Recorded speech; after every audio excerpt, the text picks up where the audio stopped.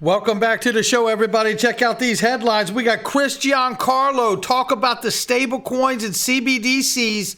Very, very important conversation, ladies and gentlemen. Blackrock, Polysign's Jack McDonald talking about the benefits of being an XRP holder when this suit is in our favor. Stuart Alderoty's giving us some insights, and it's not just about crypto innovation. The problem is so much bigger, and we got so much more. Somebody roll that beautiful intro.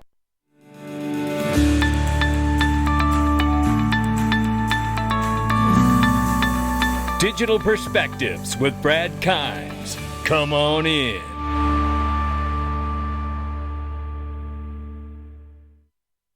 Welcome back to the show, everybody. You can follow us on Twitter and YouTube for exclusive content. Right now, $1.15 trillion market cap for crypto. The market is off by 1.6%. Bitcoin now 26,300 plus. Ethereum 1776 and change.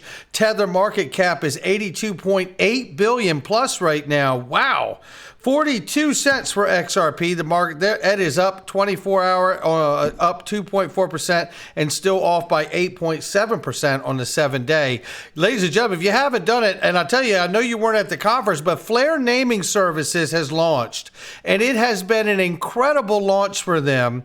You can get your own Flair domain, search it right here. I'm telling you, and they're going like wildfire. Do not mess around. Click the sponsor underneath the video. Get your .Flair domain name before it is gone. And I tried like 4 or 5 myself that I wanted, and they're already gone. So make sure you check it and get yours too. Link underneath the video. Right here, we see judge rules that BlockFi users gave up legal rights to their Bitcoin using the platform, and all of the $300 million of crypto deposits are now property of BlockFi. Bitcoin Magazine's got it right here. Take your Bitcoin off exchanges. Get all your crypto off exchanges. You know, one thing I want to say is that, you know, this is one of the reasons I like Uphold. Uphold is not a crypto exchange. Uphold is a brokerage platform that is tied into more than 30 plus crypto platforms and liquidity providers. DEXs, you name it. They're tied into all of that. They're a brokerage platform. So that's why I feel better on that platform than others, because of that realization. So, you know, don't believe that. It's still true. For me, that feels good, but it doesn't have to for you. But that's just me. But I tell you, getting your crypto off of exchanges broadly is a great idea. And I know it's a hassle. I know it's not easy. I get all of that. But you really have to start thinking about where you have your crypto.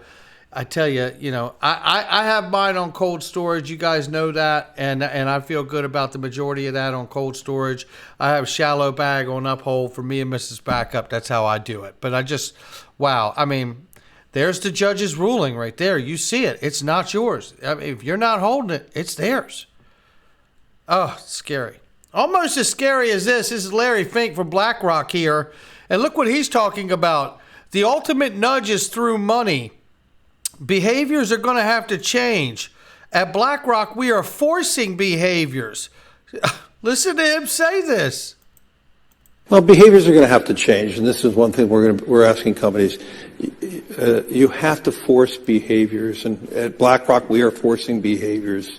Well, I'll tell you, I don't know if anybody remembers, because, you know, there's Deloitte news here too, that the digital asset team has released some essential guidance for institutional investors looking to join Bitcoin train. We know Deloitte said they're going to be doing a whole blockchain thing and they're going to offer stuff. Look, that whole forcing people to change, Deloitte's moving into the blockchain game. You know, I remember Deloitte when they were putting out reports years ago about how to introduce a new world reserve currency by mandating its use. Don't believe it. It's still true. But seeing these entities positioning in a time like this, remember we just covered the other day, Warren Buffett sold $13 billion worth of stock. Now, why do you suppose he did that? You know, speculating, right?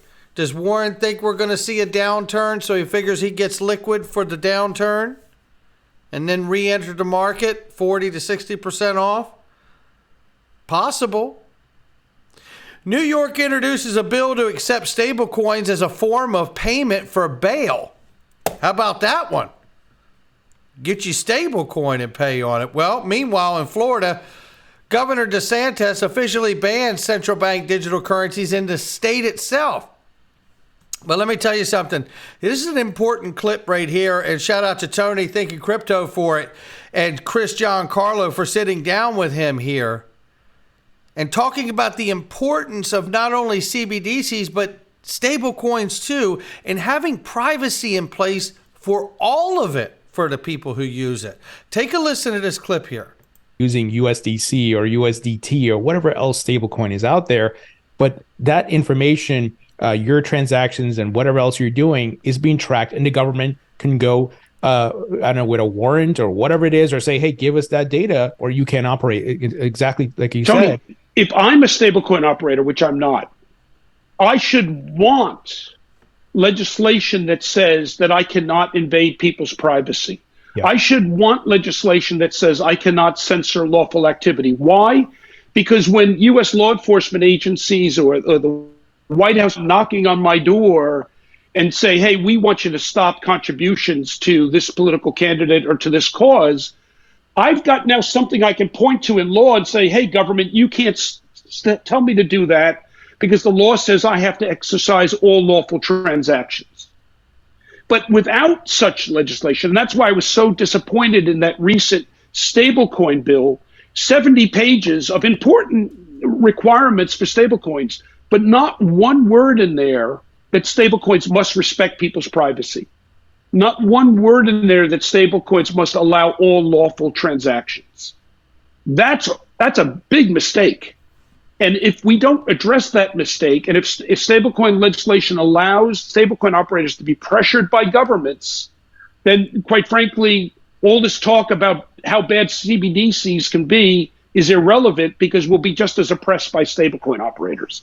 What a remarkable point. Whatever is done needs to be done across the board, so there is no safe haven for the government to come through and invade your privacy and your constitutional rights to money, whether it's paper or digital. Chris Giancarlo has got his thumb on it. I tell you, this is an important moment in time. Just as important as it is to hear SEC Commissioner Hester Peirce say this at DMI Symposium in 2023. We're wandering in the desert when she's asked here.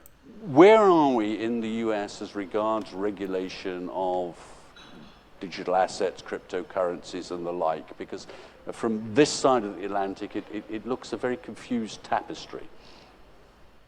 Well, thank you, Phil. It's a delight to be here. Thank you to OMFIF for this event in this beautiful hall. It's an honor to be with you. And I'm going to start with my disclaimer, which is that my views are my own, not necessarily those of the U.S. Securities and Exchange Commission or my fellow commissioners. It is a very complicated tapestry, is probably too nice of a word to use. I would say we're wandering in the desert a bit. And I think what's going on is that there are a number of federal and state authorities that have potential or actual jurisdiction in this space, and everyone's kind of trying to figure out what role to be playing. And so that complicates the picture. We have a complicated financial regulatory framework anyway, and you're seeing that just play out, I think, in the crypto space as well. And I think part of what has been so challenging is that the crypto native entities, it's really a whole new set of entities that we're not used to dealing with as regulators.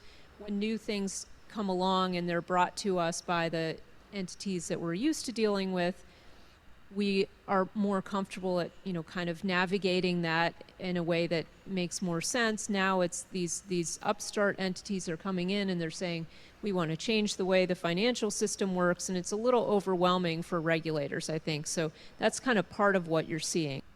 Well, I want to add to this conversation that not only are we waiting for clarity on crypto, we're waiting for a regulatory framework, legislation on stable coins, CBDCs, respect to privacy, right? But let's talk about this for a second. Reg tech. We've been talking about fintech. Reg tech is regulatory technology, right, that helps the regulatory agencies respective of the oversight to oversee through the regulatory technology. And that means to me a node on the network. That means to me that you change and pivot what the agencies have done for so many decades, which is to regulate the entities, and switch and gear more towards regulating the activities, because it's the activities that look suspicious, just like suspicious activity on a highway if you're speeding or swerving or driving with a license plate that doesn't match the vehicle, right? It's like having everybody on the highway regulated, signed up. That's the way it's going to be. If you're moving value, that's the way it's going to be. The internet itself, internet of information, I get it. That's a different story. But when you're talking about moving real money, real assets, tokenized value, you have to have parties at least identified to the wallets that they're using to move these things. And you're going to have to regulate those activities, I believe, with reg tech. And that's something to watch very closely for in the future, because I think it's going to help get the job done in part for clarity and regulatory framework of digital assets broadly. Here we see Warren Davidson and James Murphy, Meta lawman here, lay it down. This is massive news, ladies and gentlemen.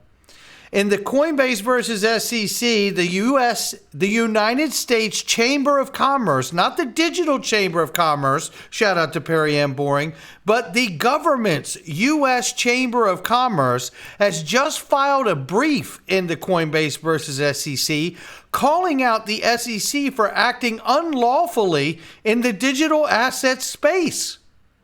Now, what I see here in the macro sense is there is so much pushback happening, whether we're talking about in the SEC versus Ripple case or whether we're talking about now the Coinbase with SEC.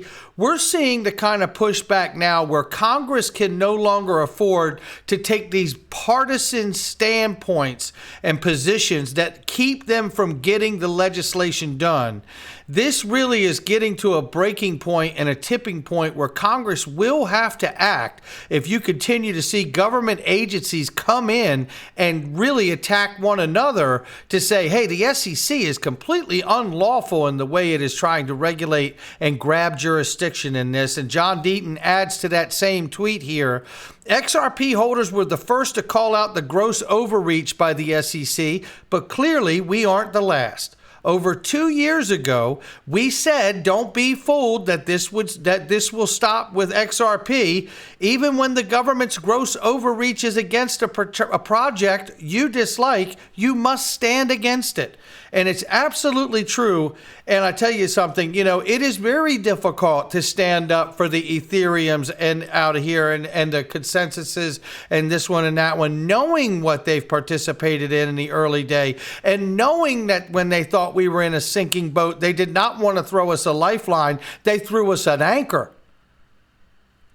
But John's right. As hard as it is to recognize that and understand that, the innovation is really what's in trouble here if we don't get this right and get SEC and Gary Goldman Gensler back in his lane, and Congress doesn't get off their duff and actually do what they were elected to do, which is get legislation that allows innovation to really thrive in this country and be regulated too. It's not that difficult. It can be done, right? So now with that being said, let's take a look at this here.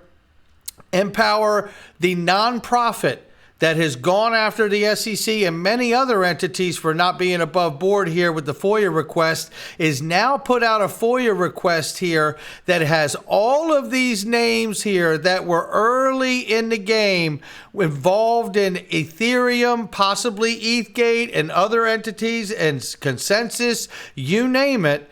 And I tell you, this is a broad list of a lot of people, and I bet you there are some real interesting emails there that are about to make their way into the hands of Jason Foster and the Empower Oversight. And thank God they're a nonprofit organization, because how do you stop them? I wouldn't want to. We want the truth. And speaking of the truth, Stuart Alderoty, head general counsel for Ripple, comes out and says this, and I don't think it could be said any more eloquently or succinctly. For this SEC chair, the judicial process is a weapon to be wielded, and congressional oversight is a game of hide and seek. This isn't a crypto problem. This is a we the people problem. That's where we are on this day. And then I want to leave you with this, because I tell you, people look at Bitcoin as a leading indicator. But however, Jack McDonald says you all, like me, who own XRP, are going to benefit when this suit gets in Ripple favor. Now listen to this right here. We love this. And shout out to everybody that participated in XRP Las Vegas. Listen, from developers to the actual companies, the CEOs, and to all of you who attended that are making incredible, indelible marks on one another and building relationships. I tell you, it is remarkable and profound, the level of people that participated in this conference.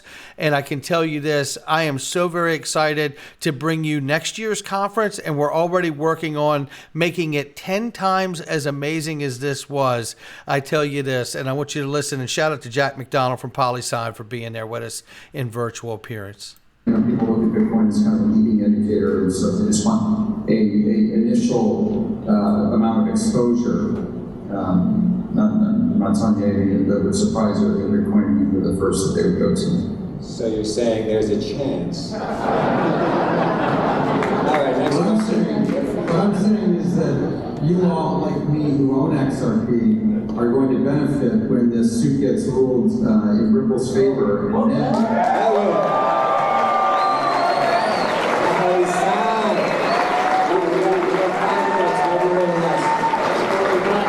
I'm Joe Patrico. I live here in Las Vegas. I'm a school teacher. And there you have it. And that is really, really promising. I know we're all looking forward to that, because clarity means you can put the use case to work.